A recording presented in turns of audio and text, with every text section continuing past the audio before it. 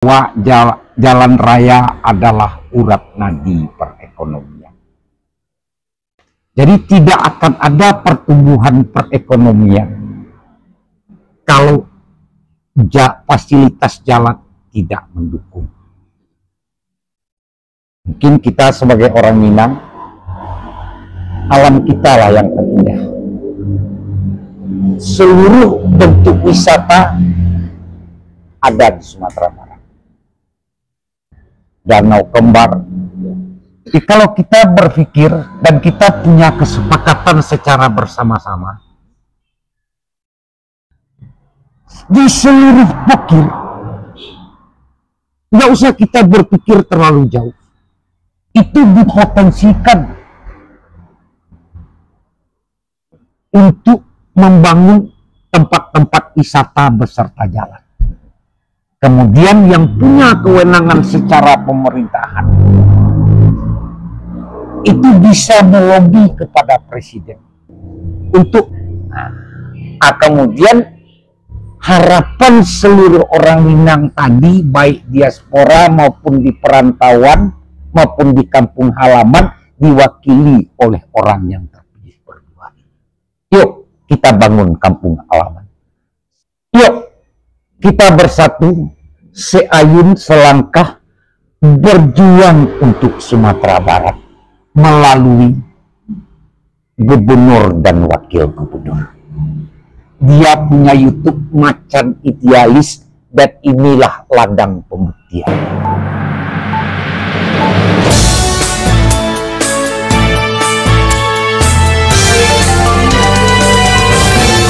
Assalamualaikum warahmatullahi wabarakatuh.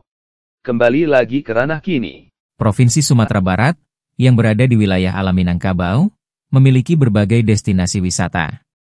Baik destinasi wisata alam, religi, sejarah dan destinasi lainnya. Berbagai destinasi itu berada di wilayah kabupaten maupun kota. Hanya saja, guna meningkatkan kunjungan wisata, diperlukan akses jalan yang memadai. Sebab ratusan kilometer jalan di wilayah itu sangat tidak layak menunjang kedatangan wisatawan.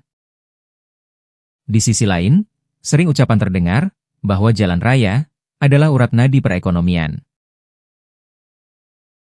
Menurut Rinaldo, selaku pemerhati wisata dan pembangunan, sekaligus pengamat pemerintahan daerah Sumatera Barat, belum lama ini mengatakan, mengatasi persoalan di atas, diperlukan koordinasi dan kebersamaan yang solid antara pemerintah daerah dan masyarakat Minangkabau. Baik masyarakat di perantauan maupun di ranah. Ia jelaskan, jika kebersamaan tercipta di bawah koordinasi gubernur dan wakil gubernur atau kepala daerah baru, permasalahan yang ada bakal mudah teratasi. Apalagi saat ini, sebut Rinaldo, masyarakat Sumatera Barat memiliki seorang wakil gubernur, yakni Vasco Russeini. Vasco diprediksi berpeluang atau mampu mewujudkan kebersamaan masyarakat Minang di perantauan dan di ranah. Hal itu bertujuan guna menuntaskan sektor pariwisata yang terkendala akses jalan tersebut. Kalau menurut data BPS, 405 km itu rusak berat. Dan sejak kita di SD, di buku pelajaran membaca bahwa jalan raya adalah urat nadi perekonomian. Jadi tidak akan ada pertumbuhan perekonomian kalau fasilitas jalan tidak mendukung. Mungkin kita sebagai orang Minang, alam kita lah yang terindah. Seluruh bentuk wisata ada di Sumatera Barat. Danau Kembar, Maninjau, para layang, tidak ada dinasti wisata di setiap kabupaten yang kita tidak punya. Tentu meningkatkan taraf kehidupan masyarakat. Salah satunya dengan membuka para wisata. Dan itu diberikan tanggung jawab secara bersama-sama oleh gubernur kepada masing-masing kabupaten kota yang ada di daerahnya masing-masing. Nah, persoalannya tentu kita dengan kepemimpinan Buya Mayadi yang sudah teruji dalam memimpin daerah, baik ibu kota provinsi maupun provinsi Sumatera Barat. Tentu beliau punya manajemen dan leadership yang baik. Nah, tapi kita juga harus sadar 10 tahun di pemerintahan Jokowi, orang Minang tidak mendukung beliau, dan itu bisa dilihat dari pemilihan presiden.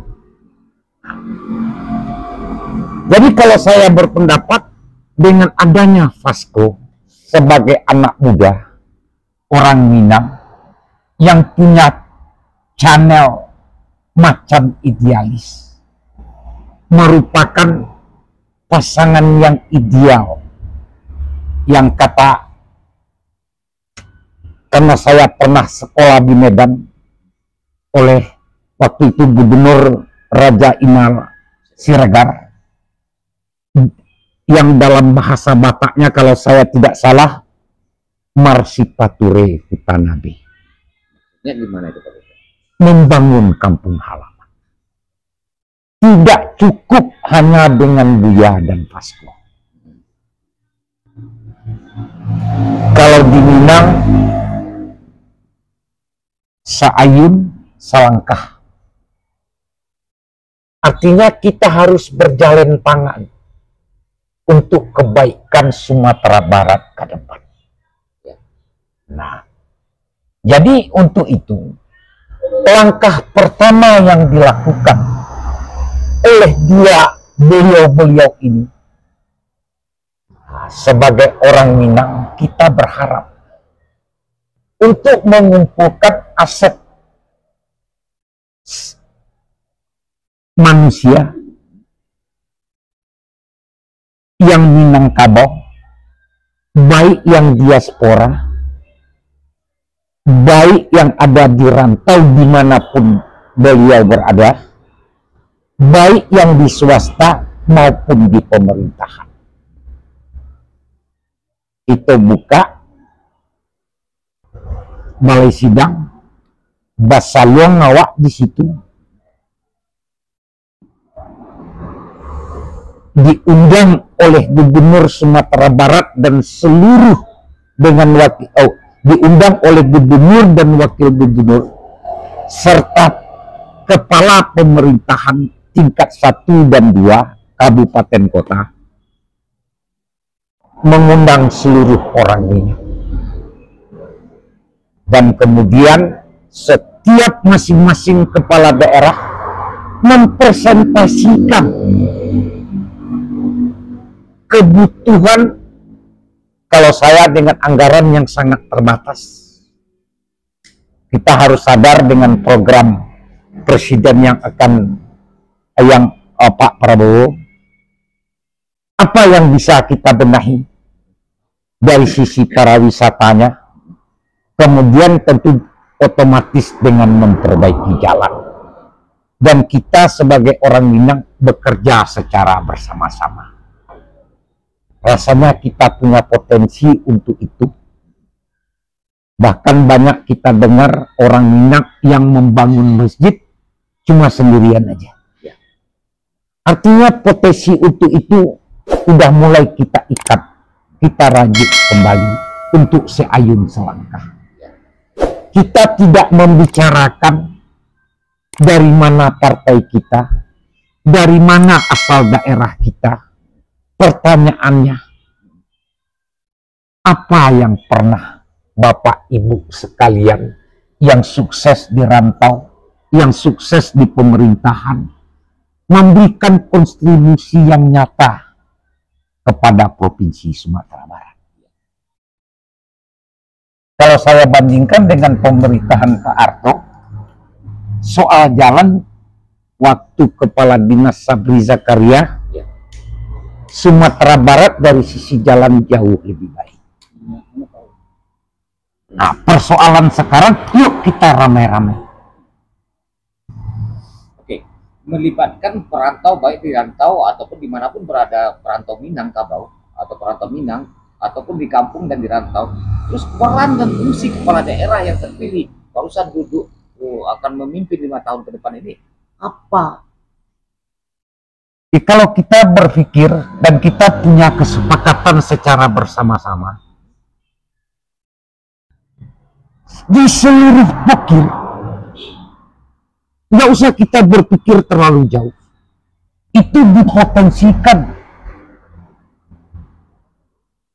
untuk membangun tempat-tempat wisata beserta jalan. Kemudian yang punya kewenangan secara pemerintahan itu bisa melobi kepada Presiden untuk mohon diprioritaskan. Minangkabau adalah negeri para pejuang.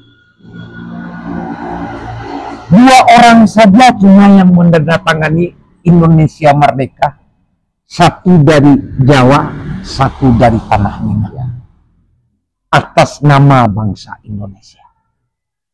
Oke, kembali ke pemerintahan provinsi tadi yang dipegang oleh yang udah mapan di bidangnya di pemerintahan, termasuk anak muda sekarang ini, Pasko yang mewakili gubernur atau wakil gubernur. Tampaknya ada harapan kita untuk membangun tadi itu. Saya Apa harapan Pak Dokter ke Pasko? itu soal pendekatan bahwa Republik punya utang sejarah terhadap Sumatera Barat. Dan saya melihat pada waktu acara Gerindra di dalam salah satu acara, di saat Pak Prabowo lewat, kemudian ada Ibu Titi Soeharto, kemudian dia minta untuk salaman, memperkenalkan Pasko kepada Pak Prabowo.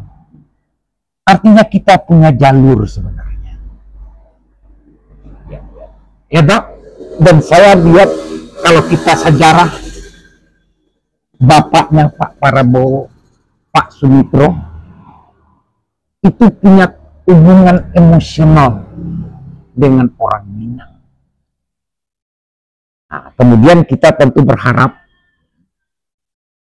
dan juga ada beberapa putra terbaik